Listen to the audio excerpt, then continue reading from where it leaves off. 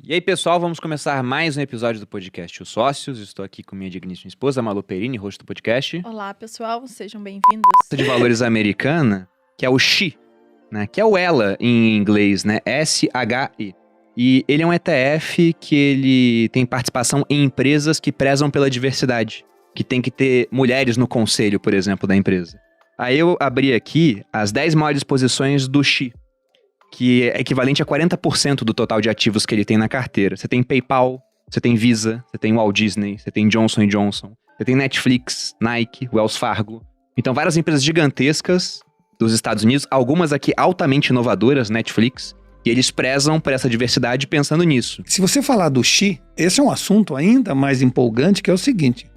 Mais importante, como eu falei, do que usar armas digitais é ter uma alma digital para uma organização.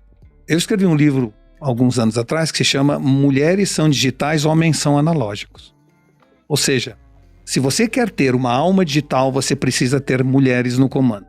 Isso aqui é a realidade. Eu só tô aqui por causa dela. Não, É empírico. É empírico. Estamos aqui com... Porque quando a Malu começou em rede social, sabe o que eu falei pra ela? Você acha que eu falei, vai lá, amor, é isso aí. Eu falei, isso é perda de tempo. Ela me provou que eu tava errado. Só que o meu mérito é isso, eu mudo de ideia rápido. Quando você mostra o novo mundo que veio por aí, ele é um mundo mais matricial e menos hierárquico. Homens não sabem trabalhar matricialmente, mulheres sabem porque já nasceram assim. Antropologicamente, as mulheres viviam nas cavernas, convivendo entre elas e dividindo suas tarefas entre as várias mulheres. O homem saía para caçar e eu disputava a caça. Eu não tinha alguém com quem eu dividia minhas funções. Então isso trouxe, milhares de anos depois, homens que são hierárquicos, que gostam de saber quem manda em mim, quem eu mando, né? E com uma função específica. Por isso o homem é monotarefa e mulher é polivalente. Mulher é estéril, nós somos mono. Por quê? Porque elas faziam muitas coisas. Elas estavam com o olho na criança, a porta da caverna para entrar o bicho, o que tinha que plantar, a comida que tinha que fazer. E hoje elas continuam assim. Homem tem uma visão focada. Homem sabe fazer uma coisa por vez muito bem. Mulheres fazem 5 coisas ao mesmo tempo. Quando você olha o mundo digital, ele é um mundo polivalente, ele é um mundo colaborativo, não é disputativo, tá certo? Você tem uma visão muito mais matricial de dividir seus problemas, anseios com outras pessoas. O homem é muito mais fechado, a gente não discute as coisas nossas com outras pessoas. Nossa cabeça é compartimentada. Eu não sei se vocês sabem, uma curiosidade, mulher... A gente vai ser disruptado, o homem. Não, o homem fala... Pra você ter uma ideia... Vocês só não vão morrer porque a gente precisa um pouquinho. Eu vou dar um exemplo. Mulher fala 8 mil palavras por dia, homem fala 4 mil. Significa que quando a gente chega em casa, ela tem 4 mil pra falar. Então, aguenta que lá vem Hoje em dia eu falo tudo na internet, tá tudo bem.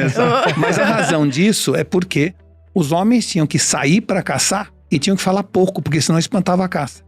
E as mulheres tinham que ficar dentro da caverna mesmo, falando muito.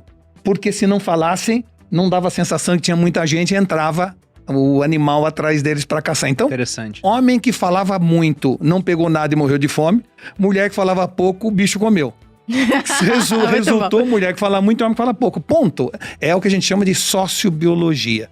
Mas independente, brincadeiras à parte, o que é importante é que o mundo digital é muito mais friendly para o arquétipo feminino do que para o arquétipo masculino, que é mais disputa, que é mais hierarquia, que é mais fight or flight. A mulher é tandem befriend. A mulher é muito mais de negociar, muito mais de conversar, muito mais de dividir. Então, se nós quisermos continuar no poder, vamos ter que adquirir competências femininas que são naturalmente delas. E para nós vai ter que ser aprendido. Não, isso é muito bom. E o Bruno aprendeu bem. Eu aprendi. Na verdade, eu só tô aqui... Não, é real, porque muita coisa... até hoje, né? Eu sou a pessoa da nossa empresa em conjunto que trago as novidades. Eu falo, olha, amor, isso aqui, se você fizer isso, vai funcionar. Ela é menos resistente à mudança do que eu. E isso daqui... E eu sou boa em enxergar, como você mesmo disse. Eu enxergo várias mudanças sempre. Então, eu tô sempre tentando alguma coisa nova. Então, o Bruno, nos moldes que a gente alavancou na nossa carreira digital... Foi muito de como eu moldei ele no início. Eu falava, olha, eu acho que não tem nenhum homem fazendo isso aqui.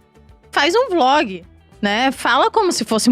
Tipo, mostra a sua vida como eu mostro. Quando eu comecei a fazer stories, quase todo mundo que eu via como referência no Instagram eram mulheres. Não tinha muito homem fazendo ainda. É que as redes sociais foram talhadas para o arquétipo feminino. Pois é. Que é dividir coisas, falar exatamente. Muito. Na verdade, a gente tem até uma história que ela é anedótica. Eu não sei até que ponto ela é real, mas dizem que o Snapchat que foi uma das primeiras redes que explodiu, assim, depois o Instagram criou o Stories para copiar. Ele foi criado como uma ferramenta para compartilhar pornografia de maneira segura. Você podia mandar seus nudes para alguém com a certeza que eles iam se autodestruir, se a pessoa printava, você sabia. Só que aí algumas mulheres desvirtuaram o uso da ferramenta para mostrar a rotina delas. Aí quando o Instagram viu isso, eles lançaram os Stories. E na época a Malu, ela já tinha posicionamento no Snapchat, fazia lá os diários dela, né? Filmava a rotina. E quando lançou a ferramenta do Instagram, ficou aquela dúvida, vou para um, vou para o outro, porque era difícil conciliar os dois. Eu falei, olha, vai pro Instagram porque ela já tem uma base de gente usando, é uma empresa maior e além disso a ferramenta nasceu para mostrar rotina. O Snapchat nasceu para compartilhar nudes, é uma adaptação, né? Então ela acabou indo, teve muito sucesso. Eu basicamente modelei o que ela fez. Só que aquilo das cidades que você falou, tem 2 insights muito interessantes lá. Quando você falou, olha, a cidade tem um metabolismo mais lento, mais trânsito, mais fila. Só que mesmo assim ele inova mais. Eu pensei do ponto de vista econômico. Como você tem mais problemas, e todo problema traz consigo uma solução, né, que carrega uma recompensa econômica, você tem muita gente competindo para achar essa solução. E o outro ponto é que nas cidades, de fato, isso há muito tempo, você vê muita diversidade. Essas grandes capitais têm muita gente diferente, Isso, essa é a cabeças diversidade. diferentes, Exato. tem mais respostas. Atrai mais pessoas. Mas uma coisa que é importante é o seguinte, numa cidade pequena, você tem problemas iguais aos de uma cidade grande, só que diferentes. Quando eu digo iguais, é em intensidade.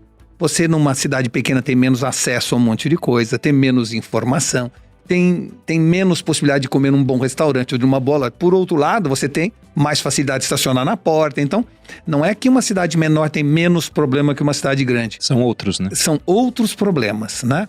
E os problemas que nós temos numa cidade grande nos torna muito mais criativos também por isso. Eu estou dentro de um elevador lotado, alguém fala uma coisa atrás, me gera um insight daquilo que ele falou. As pessoas, quanto mais próximas, mais estimulam as sinapses um do outro. Pessoas mais distantes, vivendo em ambientes mais reclusos. Por isso é que o home office é um desastre para a criatividade.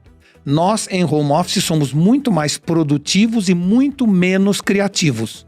Porque a criatividade vem dessa promiscuidade social, desse cafezinho antes e depois da reunião, onde a gente fala bobagem, onde a gente dá risada, onde a gente troca ideias que não necessariamente têm a ver com aquilo. Quando eu entro no Zoom, eu vou de maneira prática, rápida, dizer aquilo que eu pretendo, ouço o que eu pretendo e acabou. Tem tanta gente que fica lá tomando o nosso tempo. Não, mas eu acho que varia, porque